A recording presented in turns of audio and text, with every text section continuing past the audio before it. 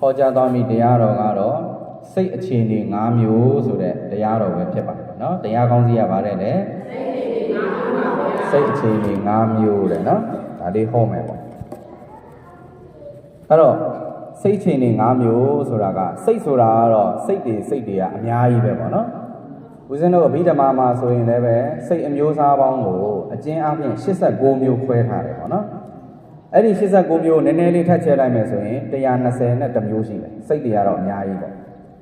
ဒီနေ့ဟောမဲ့စိတ်အခြေအနေ၅မျိုးဆိုတာကတရားရဖို့အတွက်စိတ်အခြေအနေ၅မျိုးကိုပြောပြမှာပေါ့နော်အဲ့တော့ဦးဇင်းတို့တရားတွေနာထားတော့နော်ဒီတရားတွေဆရာတော်တွေဟောကြားတဲ့တရားတွေထဲမှာဆိုရင်မြတ်စွာဘုရားပိဋကတ်ကိုတရားဟောတယ်တရားတော်ရဲ့အဆုံးမှာဟာလားတချို့သောတာပန်တွေသဂရဂန်တွေအနာဂန်တွေဖြစ်သွားတာမရှိဘူးလားရှိတယ်နော်ဒီတရားတော်ကိုနာယူပြီးတဲ့အဆုံးမှာသစ္စာ၄ပါးထိုးထွင်းသိပြီးတော့အရိယာတွေဖြစ်သွားကြတယ်ပေါ့အဲ့ဒီလိုမျိုးဟိုဇလန်းဝတ္ထုတွေအများကြီးပဲပေါ့နော်ဆရာတော်တွေဟောထားတာအများကြီးရှိအဲ့လိုအများကြီးရှိတဲ့ခါကျတော့ဦးဇင်းတို့ကစဉ်းစားဟာငါတို့ဒီခေတ်တော့ကွာတရားစခန်းတွေဝင်လိုက်ရတာဝိပဿနာတရားတွေလည်းအားထုတ်ရတယ်ဒီနေ့ကို၄-၅ချိန်နော်ဟိုဒီမဟာစီတို့ဘာလို့ဆိုဒီနေ့16ချိန်လောက်ရှိတယ်ပေါ့နော်အကုန်လုံးဇင်းကြံတွေရောဘာတွေရောအကုန်ပေါင်းလိုက်မယ်ဆိုရင်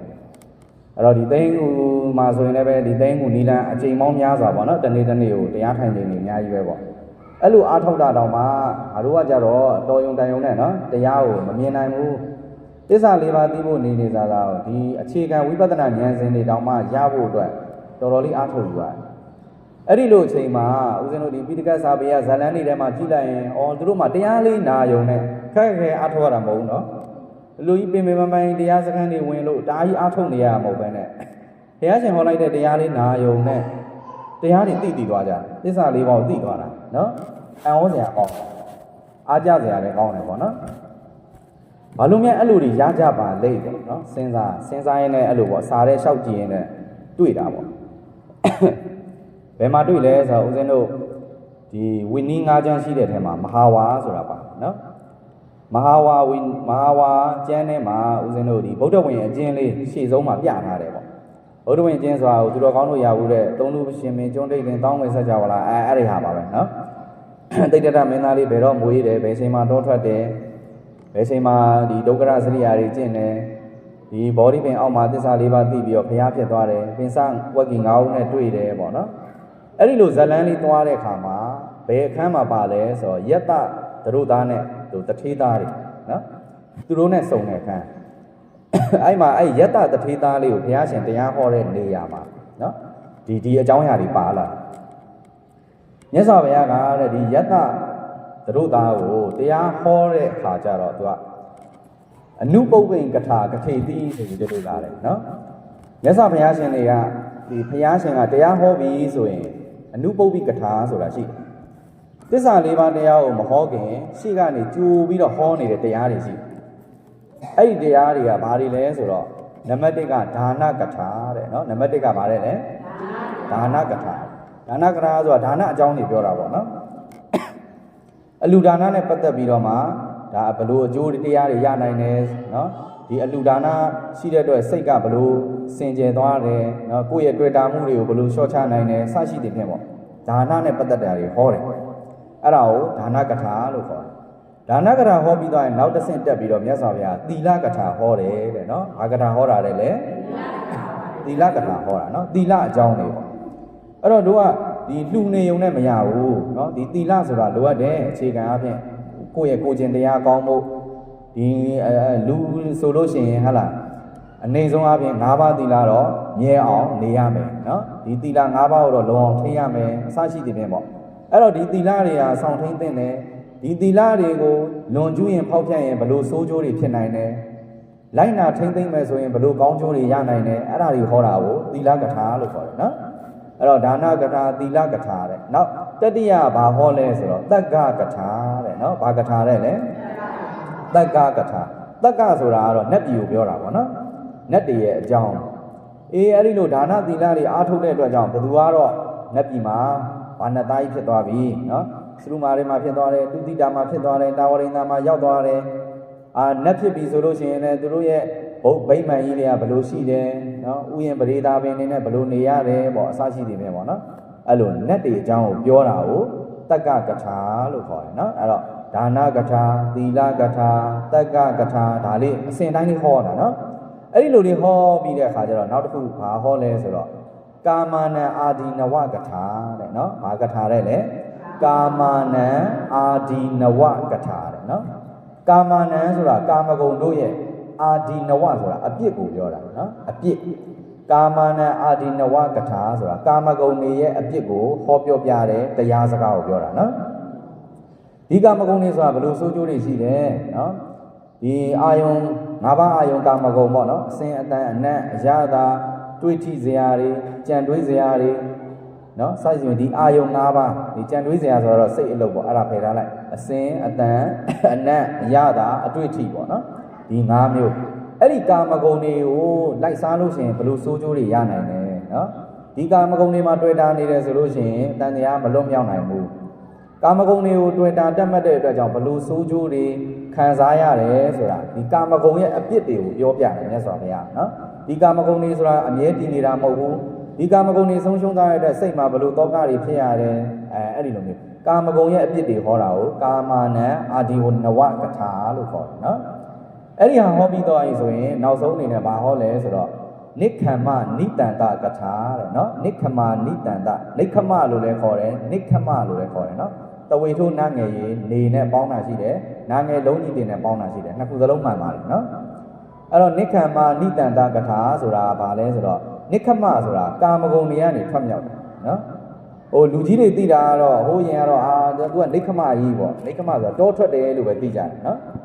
အမှန်ကတော့တောထွက်တာကိုလည်းနိခမခေါ်တယ်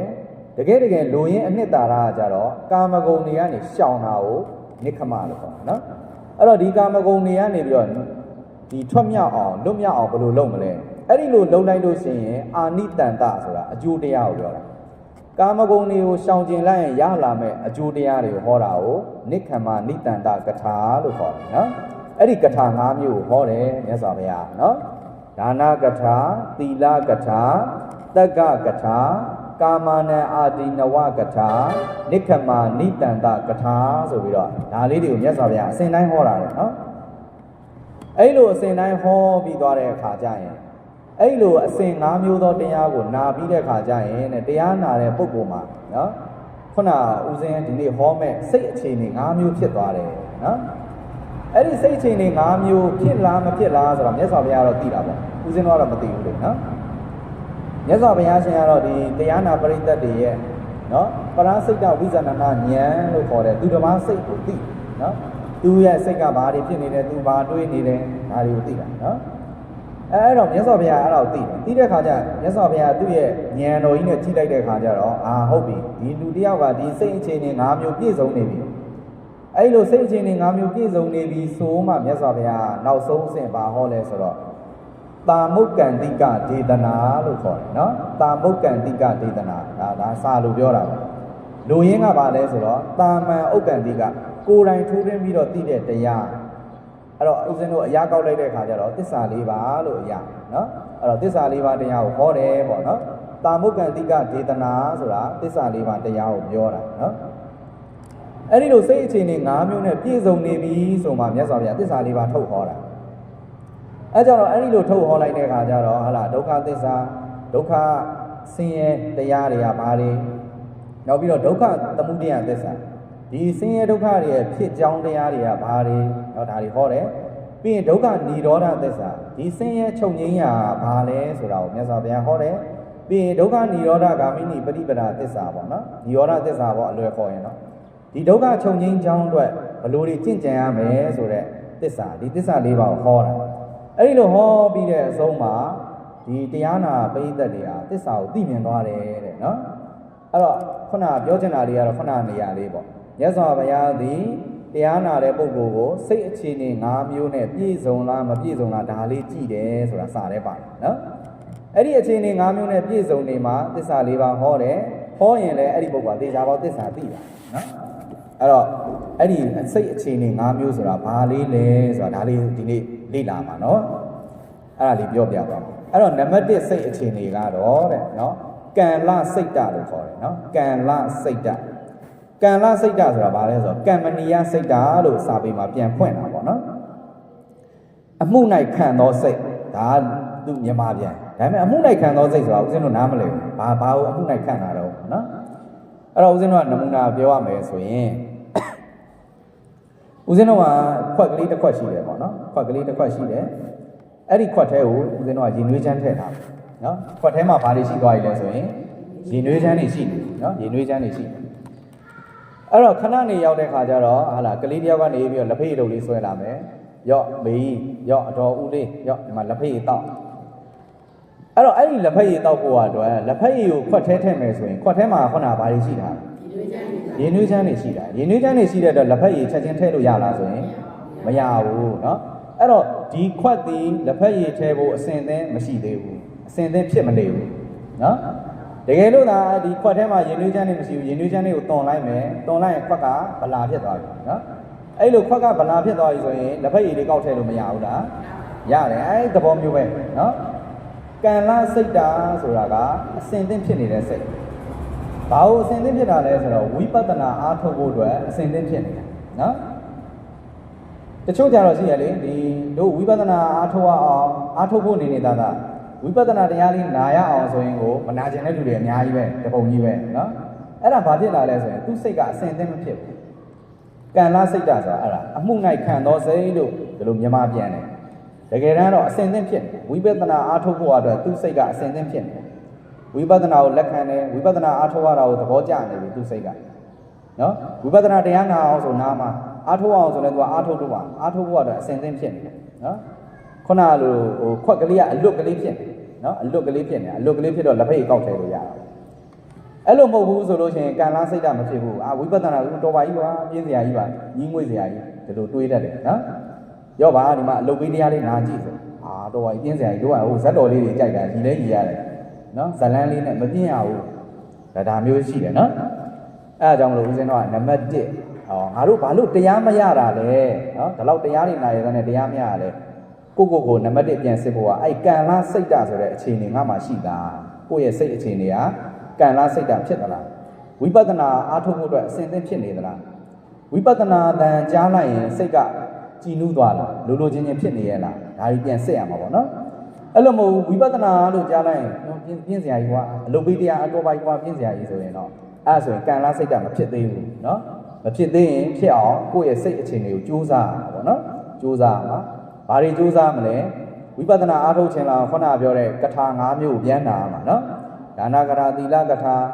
တက္ကကထာကာမတံအာဒီနဝကထာနိခမနိတန္တကထာဒီတရားတွေကိုပြန်ပြီးနာရမှာကာမဂုဏ်နဲ့အပြစ်တွေကိုသိရမယ်ကာမဂုဏ်ကနေထွက်မြောက်သွားရင်ငါတို့ဘလို့အကျိုးတရားတွေရနိုင်တယ်လဲဘလို့ချမ်းသာတွေကိုခံစားလို့ရတယ်လဲနော်ဒီကာမဂုဏ်တွေကငါတို့ဘယ်လောက်ထိဒုက္ခပေးနေတယ်လဲဒါတွေသိမှအဲ့ဒါတွေသိမှသာလျှင်ဝိပဿနာအားထုတ်ခြင်းစိတ်ကဖြစ်မှာအဲ့ဒါတွေမသိဘူးဆိုလို့ရှိရင်တော့ကာမဂုဏ်တွေမှာတွေ့တာနေဦးမှာပဲကိုယ့်ရဲ့စိတ်ထဲမှာကာမဂုဏ်ခံစားခြင်းစိတ်ကြီးထည့်ထားတော့ဝိပဿနာဝင်လို့ရသေးလားမရဘူးခုနကလိုခွက်ထဲမှာရေနွေးချမ်းနေရှိနေတယ်လို့ပဲရေနွေးချမ်းရှိတဲ့လက်ဖက်ရထည့်မရဘူးနော်အဲ့သဘောမျိုးပေါ့အဲ့ဒါကိုပဲကံလားစိတ်ဓာတ်လို့ခေါ်တာဒါနံပါတ်1စိတ်အခြေအနေနော်နံပါတ်1စိတ်အခြေအနေဝိပဿနာအားထုတ်ဖို့အတွက်အစဉ်သင့်ဖြစ်နေတဲ့စိတ်ကလေးပေါ့နော်အဲ့ဒါကိုကံလားစိတ်ဓာတ်နောက်နံပါတ်2စိတ်ကဘာလဲဆိုတော့မုဒုစိတ်ဓာတ်တဲ့နော်နံပါတ်2ကဘာစိတ်လဲမုဒုစိတ်ဓာတ်မုဒုစိတ်ဓာတ်ဆိုတာနူးညံ့တဲ့စိတ်ကိုပြောတာကိုယ့်ရဲ့စိတ်နှလုံးသားလေးကနူးညံ့နေတာနော်နူးညံ့နေရမယ်ဆိုတာလောဘမီးတွေတောက်နေတာမျိုးမဖြစ်ရအောင်ဒေါသတရားတွေလည်းဖြစ်နေလို့မရအောင်နော်စာမှာတော့ဒိဋ္ဌိမာနာတိအဘိနိဝေတံနော်ဒိဋ္ဌိမာနာတိဝိကမေနာလို့ဒီလိုလာတယ်နော်ဒိဋ္ဌိတို့မာနတို့အစရှိသောဒီတန်တိလေတစိတ်ကိုပူလောင်ညှဉ်းနှွမ်းစေတဲ့တရားတွေကင်းနေရမယ်အဲ့လိုကင်းနေတဲ့စိတ်ကမှဘုဒ္ဓစိတ်ကနုညံ့တဲ့စိတ်ဖြစ်တာနော်အဲ့တော့ဒိဋ္ဌိလို့ပြောရင်ဦးဇင်းတို့မိစ္ဆာဒိဋ္ဌိပေါ့နော်ကံကံရဲ့အကျိုးကိုမယုံဘူးနော်ကုသိုလ်လုပ်ရင်ကောင်းကျိုးရမယ်အကုသိုလ်လုပ်ရင်ဆိုးကျိုးတွေရနိုင်တယ်ဆိုတော့ကံကံအကျိုးကိုမယုံဘူးဆိုရင်ဒါဒိဋ္ဌိဖြစ်တာပေါ့နောက်တစ်ခုကမာနဆိုတာထောင်လားတက်ကြတယ်နော်ထောင်လားတက်ကြတာကဒီမာနကလည်းဟိုပစ္စည်းရှိတဲ့မာနရှိတယ်ပစ္စည်းမဲ့မာနဆိုတာရှိတယ်နောက်ပြီးတော့ကိုယ်နဲ့အောက်ကလူနဲ့တွားပြီးတော့ညှိနှိုင်းတဲ့မာနရှိတယ်ကိုယ်နဲ့ဒန်းလူချင်းပြိုင်တဲ့မာနရှိတယ်ကိုယ်ထက်သာတဲ့လူနဲ့ပြိုင်တဲ့မာနရှိတယ်မာနလည်းအမျိုးမျိုးရှိတာပေါ့နော် အဲ့တော့မာနဆိုတာထောင်လားတက်ကြွတဲ့သဘောရှိတယ်အဲ့လိုမာနတွေကြီးနေရင်လည်းပဲဒါမုဒုစိတ်ဓာတ်မဟုတ်သေးဘူးနော်ခုနလိုမိစ္ဆာဒိဋ္ဌိရှိနေရင်လည်းမုဒုစိတ်ဓာတ်မဟုတ်သေးဘူးအဲ့တော့သူကဒိဋ္ဌိမာနာတိတန်ကိလေသာဝိကမေနဘယ်လိုလာတာအဲ့တော့တန်ကိလေသာစိတ်တွေက16မျိုးတောင်ရှိတာနော်အဲ့ဒါတွေကနောက်ကြတော့ကြုံလို့ရှိရင်ဦးစင်းဖြည်းဖြည်းချင်းပြောမှာပေါ့နော်အဲ့တော့စိတ်ကိုပူလောင်ညင်နှန်းစေတတ်တဲ့တရားတွေက16မျိုးလောက်ရှိတယ်ဒီမှာတော့ဒိဋ္ဌိမာနာလို့နှလုံးလောက်နမူနာထုတ်ပြတာပေါ့နော်ဒိဋ္ဌိရဲ့မာနရဲ့နောက်ထပ်ဘာတွေလာနိုင်သေးလဲမက္ခတို့ပလာတတို့ဆိုတာရှိသေးတယ်နော်မက္ခဆိုတာကျေးဇူးကမ်းတယ်သူတစ်ပါးကိုယ့်ပေါ်ပြုထားတဲ့ကျေးဇူးရှိပါရဲ့နဲ့သူကျေးဇူးငါဘာရှိပါဘူးကွာအဲ့ဒါမျိုးပေါ့နော်သူများတခုတ်တရားနဲ့ကိုယ့်ကိုကျေးဇူးပြုပြီးတော့ကူညီထားတဲ့ရိုင်းမင်းနိုင်တယ်ဒီကောင်လက်ကားပါကွာဒီကောင်ဘာငါစီကဘာလို့ခြင်းလို့လာကူညီနေတာဟောတကယ်တမ်းကျေးဇူးရှိပါရဲ့နဲ့ကျေးဇူးကိုခြေဖြတ်လိုက်တယ်နော်ကျေးဇူးမှမရှိပါဘူးကွာဆိုလုပ်ပလိုက်တာအဲ့ဒါကလည်းမက္ခလို့ခေါ်တယ်အဲ့ဒါကလည်းကိုယ့်ရဲ့စိတ်ထဲမှာမရှိတဲ့စိတ်တွေပေါ့နော်နောက်တစ်ခုကပလာတဆိုတာဂုံတုဂုံမြိုင်လို့ကိုယ်မှမရှိတဲ့ဂုံတွေကိုအရှိလုပ်ပြီးတော့ပြောတယ်နော်ဂုံမြူတဲ့တာကိုဂုံယူတယ်သူမြန်သူ့ဘာသူဂုံတွေရှိနေတာကိုလိုက်ပြီးတော့တူပြီးတော့ပြိုင်းပြောနေတာရှိတယ်နော်အဲ့ဒီလိုမျိုးစိတ်တွေရှိနေအဲ့ဒါမုဒုစိတ်ကမဖြစ်ဘူးလေအဲ့ဒါနူးညံ့တဲ့စိတ်မဖြစ်သေးဘူးလေနော်အဲ့ဒီစိတ်တွေကိုနဲနိုင်သမျှနဲအောင်ခေါင်းပါနိုင်သမျှခေါင်းပါအောင်လုပ်ရမှာနော်အဲ့ဒီလိုလုပ်ဖို့အတွက်ဆိုရင်ဘာလို့လဲခုနကရှေ့ကပြောခဲ့တယ်ကထာ၅မျိုးပြန်တာနော်ဒါနကထာသီလကထာတက္ကကထာကာမနံအာဒီနဝတကထာနိခမနိတန္တကထာအဲ့ဒီကထာအဲ့တရားတွေပြန်တာအဲ့လိုနာပြီးတော့မှအသိဉာဏ်တွေပွင့်ပြီးတော့စိတ်တွေကနူးညံ့မှာနော်အဲ့တော့နံပါတ်1စိတ်အခြေအနေဒီပါလဲဆိုရင်မုဒုစိတ်တာစိတ်နှလုံးသားနူးညံ့စိတ်နှလုံးနူးညံ့ရမယ်ဆိုတာဘာလဲစိတ်ကိုပူလောင်စေတတ်တဲ့ကိလေသာတွေနည်းနိုင်တယ်များနည်းအောင်နေရမယ်နော်ခုနပြောတဲ့ဒိဋ္ဌိတို့မာနတို့မက္ခတို့ပလာတတို့ဒါတွေမရှိရဘူးအဲ့ဒါတွေကင်းနေရင်ကိုကမုဒုစိတ်တာဖြစ်တယ်နော်အဲ့ဒီဟာမဖြစ်သေးဘူးဆိုရင်တော့မုဒုစိတ်တာမဖြစ်ဘူးနော်အဲ့ဒါကြောင့်မလို့ကိုပြန်ပြီးတော့သုံးသပ်ရမှာပေါ့နော်ငါတွေတရားတွေအားထုတ်ပါရဲ့နဲ့တရားတွေနာနေပါရဲ့နဲ့ဘာလို့တရားမရသေးတာတော့နော်ဘာလို့ဝိပဿနာဉာဏ်တွေမဖြစ်ရတာတော့ငါမုဒုစိတ်တာမရှိသေးလို့ဒါဆုံးဖြတ်လို့ရတယ်နော်ကိုမှဒေါသတွေရှိနေသေးတယ်သူတစ်ပါးဆိုရင်နည်းနည်းလေးဖြတ်လို့ဖြတ်စီလုပ်ခြင်းနဲ့ဗျာပါဒဒေါသနော်ဒါတွေရှိမယ်ခုနဦးစင်းပြောခဲ့တဲ့မာနဆိုတဲ့မာနကြီးတာတွေဂုံတုဂုံပြိုင်လောက်တာတွေဒါမျိုးတွေရှိနေသေးတယ်ဆိုရင်ငါမုဒုစိတ်တာမဖြစ်သေးဘူးအဲ့ဒီမုဒိစိတ်ဓာတ်မရှိတဲ့အတွက်ငါတရားတွေအားထုတ်သလောက်တရားမရသေးတာနော်ဒါတွေပြန်စစ်လို့ရတယ်နော်ကိုပြန်စစ်လို့ရတယ်နောက်တစ်ခုနံပါတ်3ကဘာလဲဆိုတော့နော်ကံလာစိတ်ဓာတ်မုဒုစိတ်ဓာတ်ဝိနိဝရဏစိတ်ဓာတ်တဲ့နံပါတ်3ကဝိနိဝရဏဆိုတာနိဝရဏကင်းသောစိတ်လို့အဓိပ္ပာယ်ရတယ်နော်နိဝရဏကင်းရမယ်နိဝရဏဆိုတာလည်းသူ့ပြန်ထည့်လိုက်လို့ရှိရင်နိဝရဏလည်း5မျိုးရှိတာနော်5မျိုးကဘာလဲဆိုတော့ကာမိသန္တာနိဝရဏ၅ပါးအာယုံကာမဂုဏ်ကိုလိုချင်တဲ့စိတ်เนาะအဲ့ဒါကာမိသန္တာနောက်တစ်ခုကဗျာပါဒနိဝရဏသူတစ်ပါးကိုဖျက်ဆီးခြင်းတာเนาะဒီကောင်ဘာဖြစ်သွားအေးတာပဲเนาะတခုအဖြစ်အေးတာပဲအဲ့ဒါမျိုးတွေပေါ့ကိုရှိမှဆိုင်ကယ်တစ်စီးဝုံတိုင်းကျဲပြီးတော့မောင်းသွားတယ်ဆိုအဲ့လိုကောင်မျိုးလက်ပြရမှာကျိုးသွားမှာကန့်သွားမှာဒါမျိုးတွေပေါ့နော်ဗျာပါဒအလိုလိုနေဒေါသတွေဖြစ်နေတာနော်အဲ့ဒီဗျာပါဒနိဝရဏမရှိရဘူးနော်နောက်တစ်ခုကကြတော့ဥဒ္ဒစ္စကုက္ကုစ္စဥဒ္ဒစ္စဆိုတာစိတ်ပြန့်လွင့်တာနော်စိတ်ကတမာတိမရှိဘူးမတည်ကြည်ဘူးတွေးချင်ရလျှောက်တွေးပြန့်လွင့်အာယုံကဟိုရောက်လိုက်ဒီရောက်လိုက်ပေါ့နော်တရားနာတယ်ဆိုလည်းတရားထဲမှာစိတ်ကအာယုံစိုက်ပြီးနားမထောင်နိုင်ဘူးဟိုတွေးဒီတွေးပေါ့အဲ့ဒါဥဒ္ဒစ္စပြန့်လွင့်တာနော်ဥဒ္ဒစ္စကုက္ကုစ္စဆိုတာနောင်တတဖန်ပူပန်တာနော်မလုတ်တင်တာတွေလုတ်နော်လုတ်တင်တဲ့အရာကိုလည်းမလုတ်အဲ့လိုဆိုလို့ရှိရင်အဲ့ဒါတွေပြန်တွေးပြီးတော့ငါဟိုကမလုတ်ရလေချင်းဟိုဟာကြီးတော့ငါလုံးပြီးလေချင်းဆိုပြီးတော့အဲ့လိုနောင်တပူပန်တာကိုကုက္ကုစ္စလို့ပေါ့အဲ့ဒီဥဒိစ္စကုက္ကုစ္စကလည်းနိဝရဏတရားပဲနော်နောက်တစ်ခုကကျတော့ဌိနမိတ်တနိဝရဏတဲ့အိတ်ချင်နိုင်ပြီးထိုင်းပိုင်းတဲ့စိတ်တွေနော်အဲ့ဒါလည်းနိဝရဏတရားပဲနောက်ဆုံးကတော့ဝိသိကိစ္စနိဝရဏတဲ့နော်ဝိသိကိစ္စဆိုတာယုံမတန်တရားတွေရှိတာပေါ့နော်ယုံမတန်တရားဆိုတာအတိတ်တုန်းကငါဆိုတာရှိခဲ့ဘူးသလားဘလို့ဖြစ်ခဲ့တာတော့နော်ဘာကြောင့်အတိတ်တုန်းကဖြစ်ခဲ့တာလဲဘယ်ဘဝမှာဖြစ်နေတာလဲစရှိသည်ပင်ပေါ့ဒီဘဝမှာလည်းငါဖြစ်နေတယ်ငါဆိုတာဘလို့ဖြစ်လာလဲဘလို့အကြောင်းကြောင့်ဒီအခုလက်ရှိလူသားခန္ဓာကြီးကိုရနေတာလဲနောက်ထပ်ဘာတွေဆက်ဖြစ်အောင်ပါလဲအစရှိသည်ပင်ပေါ့အတိတ်အနာဂတ်ပြစ္ဆုတ်ပံဆိုတဲ့ကာလ၃ပါးနဲ့ပတ်သက်ပြီးတော့အဲ့ဒီလိုမေးခွန်းတွေထုတ်နော်ယုံမတန်တရားတွေရှိတာဝိသိကိစ္စလို့ခေါ်တယ် အဲ့တော့အဲ့ဒီနိဝရဏတရားတွေကင်းနေရမယ်တဲ့အဲ့ဒါကိုဝိနိဝရဏစိတ်လို့ခေါ်တယ်နော်ကိုယ့်ရဲ့စိတ်အခြေအနေကအဲ့ဒီနိဝရဏတွေကင်းရဲ့လားဒါလေးစိတ်ရမှာနော်အဲ့တော့ဦးဇင်းတို့တရားအားထုတ်လို့ရှိရင်တော့ဒီတရားအားထုတ်တယ်ကိုဒီကမ္မထန်တစ်ခုနော်အာနာပါနာပဲဖြစ်ဖြစ်ဝင်လေထွက်လေလေးမှတ်တာပဲဖြစ်ဖြစ်ဒီဖောင်းနေပိန်နေမှတ်တာပဲဖြစ်ဖြစ်နော်ဒီလေဒီနီးတို့ဆိုရင်လည်းဒီငယ်တိတ်လေးမှရှုတာရှိတယ်ပေါ့နော်ငယ်တိတ်မှာသူကအာယုံဆိုင်လိုက်လို့ရှိရင်ကလေးဘွားဆိုသိတာရလေနော်မွေးကင်းသားကလေးလေးဆိုငယ်တိတ်ကလေးကခုံနေတာလေအဲ့တော့လူကြီးတွေမှာလည်းအဲ့နမှာခုံနေတဲ့သူကတွေးကြောလေးရှိပါတယ်အာယုံဆိုင်ကြည့်လိုက်ရှင်ဒုတ်နဲ့အဲ့လိုလှုပ်နေတာလေးရှိသူကဟိုလေဒီနီးတွေမှာဆိုလို့ရှိရင်အဲ့ဒါလေးကိုအာယုံခံပြီးတော့ရှုခိုင်းတာရှိတယ်ပေါ့နော်တခါတလေဆိုသူကအဲ့ဒီအာယုံမမိဘူးဆိုလို့ရှိရင်ဟို9ပြားစီ10ပြားစီပေါ့အဲ့လိုကြက်စီလေးကိုဒီငယ်တိတ်နှန်းကိုတင်လိုက်တာတင်ပြီးတော့မှအဲ့နန်းလေးမှာအဲ့ကြက်စီလေးကဖိထားတော့ဟိုနည်းနည်းလေးလေးသလိုလေးဖြစ်နေတာပေါ့နော်အဲ့နေရာလေးကိုသွားပြီးအာယုံပြီးမှတ်တာရှိတယ်နော်အဲ့တော့အဲ့လိုကမ္မထမ်းမှတ်လိုက်လို့စိတ်ကလေးကအဲ့ဒီအာယုံတစ်ခုထဲမှာတည်သွားပြီဆိုရင်အဲ့ဒါကိုဧကဂရကြတယ်လို့ခေါ်တယ်နော်နားလည်အောင်ပြောရင်တမာတိတည်တယ်လို့ခေါ်တာပေါ့နော်တမာတိရတရားထိုင်တာကိုရှုမှတ်နေတဲ့ကမ္မထမ်းအာယုံတစ်ခုထဲမှာပဲစိတ်ကလေးကတည်နေတယ်ဆိုရင်အဲ့ဒါကိုတမာတိရပါအဲ့လိုတမာတိဖြစ်ပြီဆိုရင်အလိုလိုနေရင်ခုနနိဝရဏ5မျိုးကနောက်ဆုတ်သွာ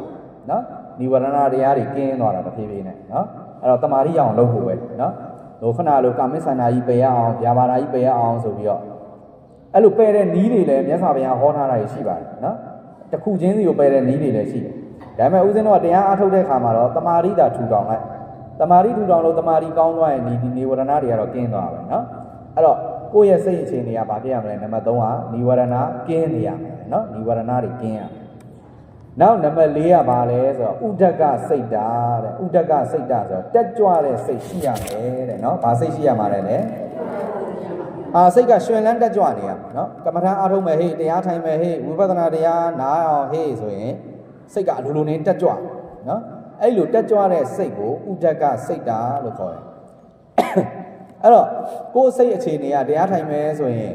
တက်ကြွတဲ့အခြေအနေဟုတ်ရဲ့လားနော်ပြန်ပြီးစဉ်းစားပါနော်ငါဘာလို့ဉာဏ်မတက်တာလဲတက်ကြွတဲ့စိတ်အခြေအနေမဟုတ်လို့ခါလီကြလဲတရားထိုင်လို့ကောင်းတယ်နော်ဉာဏ်တွေတက်နေတာပေါ့နော်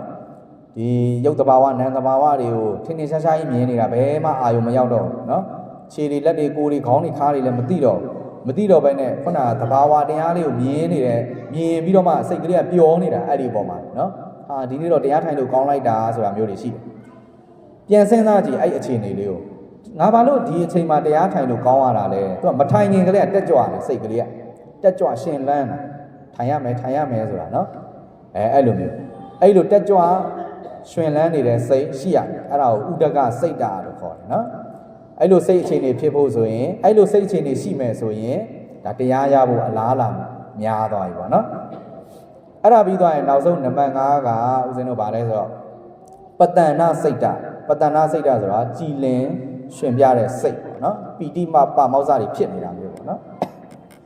ပီတိပါမောဇ္ဇတွေဖြစ်ပြီးတော့ဒီစိတ်ကလေးကလည်းတတ္တာတံပတ္တိနော်တရားတရားတွေနဲ့ပြည့်စုံပြီးတော့မှအဲ့စိတ်ကလေးကပတ္တနာကြည်လင်နေတာလေနော်ကြည်လင်နေတာ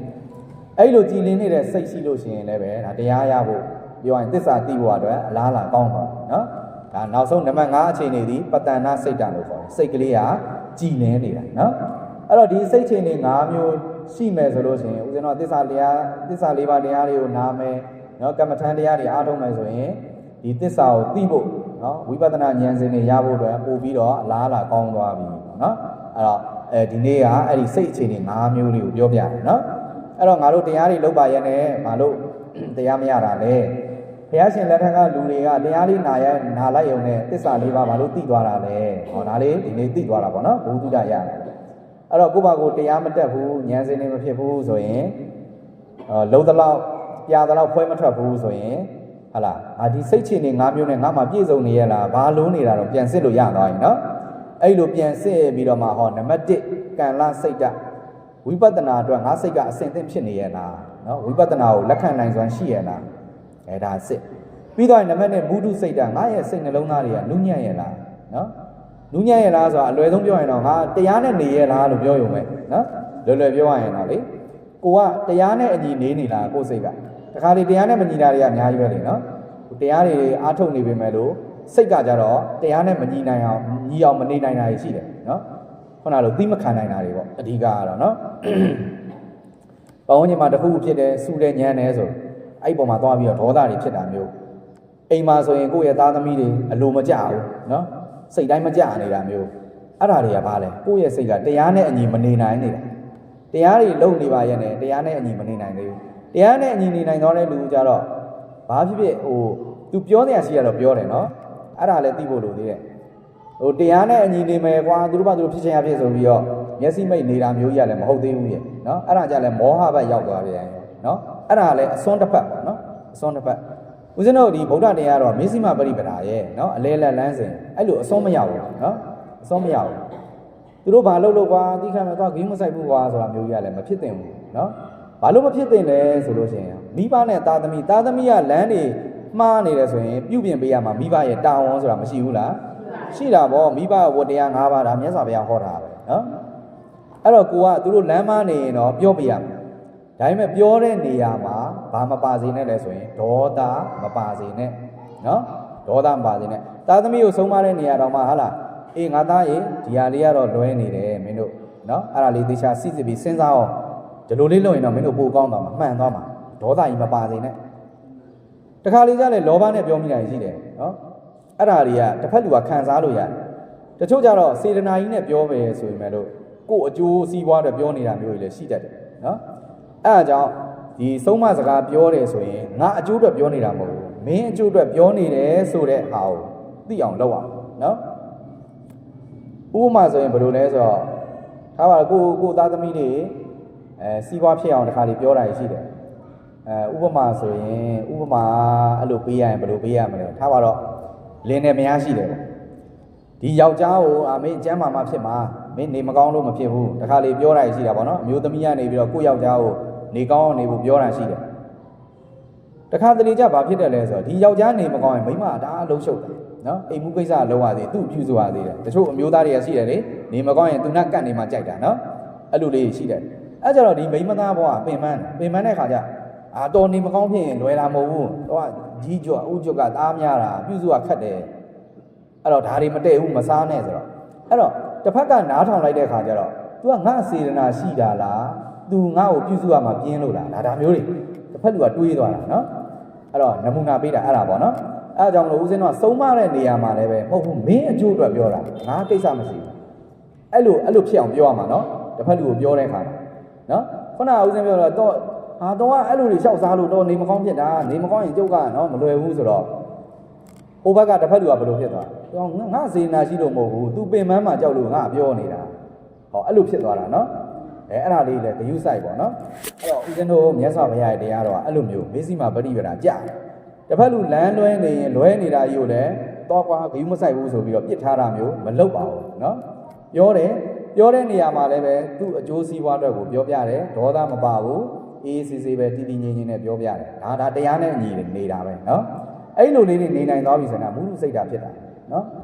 ငါတော့သူ့ကိုကူညီလိုက်ရတာဒီကောင်ငါပေါ်ကြလုံးရက်လိုက်တာဒါတွေတွေးနေရင်လည်းဘာဖြစ်လဲကိုယ်ပဲစိတ်ဆင်းရတာနော်အဲ့ဒါဆိုရင်မုဒုစိတ်တာမဖြစ်သေးဘူ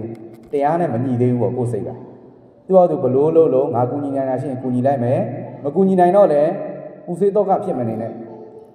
ကိုယ့်ဘာကိုအေးချမ်းမယ်ငါမှမကူညီပေးနိုင်တာဘယ်တက်နိုင်မလဲဒီတိုင်းလေးနေရတာဟောနော်အဲ့တော့ကိုယ့်ရဲ့စိတ်ကလေးကိုဟာလားတစ်ဖက်လူကနေပြီးတော့သူ့စီကနေငါဘာတွေအကျိုးခံစားရမလဲဆိုတော့လောဘဥစည်းနေတဲ့စိတ်ကြီးလည်းမဖြစ်စေနဲ့ပေါ့နော်ခုနကလို့ तू တခုခုဖြစ်ရင်တော့ငါစိတ်ပူရတာပဲဆိုတော့တောကတွေရောက်နေရမျိုးလည်းမဖြစ်အောင်အလက်လေးစိတ်ကလေးကငြိမ်းချမ်းပြီးတော့တည်ငြိမ်နေရမှာနော်အဲ့လိုကိုယ်စိတ်ကိုတည်ငြိမ်ငြိမ်းချမ်းအောင်နေတတ်တာကအဲ့ဒါမုဒုစိတ်တာဖြစ်တာနော်မုဒုစိတ်တာဖြစ်တာအဲ့တော့ဒါနံပါတ်1ပြီးသွားရင်ဟာလားဝိနိဝရဏစိတ်တာနိဝရဏတွေကင်းအောင်နေပါနိဝရဏဆိုတာတမာတိရှိရင်လိုကင်းတယ်ဒါဒီဟာလေးပြောလိုက်တာပေါ့နော်နောက်နံပါတ်4ကတော့ဥဒကစိတ်တာတက်ကြွရှင်လန်းတဲ့စိတ်ဖြစ်အောင်နေပါနော်နောက်နံပါတ်5ပတ္တနာစိတ်တာကြည်လင်တဲ့စိတ်ကလေးဖြစ်အောင်နေပါနော်ကြည်စိတ်လေးကြည်ဖို့ကလည်းအရေးကြီးတယ်တခါလေဒ